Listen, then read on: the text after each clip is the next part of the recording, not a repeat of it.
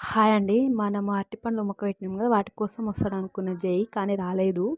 నిన్న దీక్ష వచ్చిండే ఇంటికి. దీక్ష రాగానే తన చేయి పట్టుకుండు, తాళం చేయి తీసుకుండు, ఇంటికి డైరెక్ట్ వస్తున్నాడు. అరటిపండ్లు మొక్క పెట్టినాం గదా! వాటి కోసం వస్తుండేమో అనుకున్నాము. తాళం తీసినాము. తాళం తీయగానే అరటిపండ్ల కాడికి పోకుండా వాడు డైరెక్ట్ బొమ్మల దగ్గరికే పోయిండు. అంటే ఇరిగిపోయినవి, పగిలిపోయినవి అన్ని బొమ్మలు నేను ఒక మూలకేసి పెట్టినా. ఆ బొమ్మలే కావాలని ఏడుస్తున్నాడు.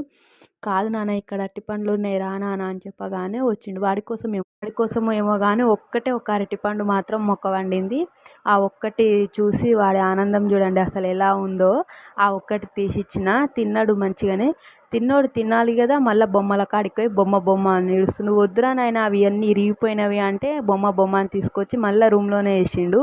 ఇంటి నిండా బొమ్మలు ఉన్నాయిరా వద్దురా అంటే మళ్ళీ బొమ్మ బొమ్మ అని ఏడుస్తుండు. ఏం చేస్తాం ఇలాంటి పిల్లలతోటి. మీకు కూడా ఉన్నారా? ఉంటే సబ్స్క్రైబ్ చేసుకోండి.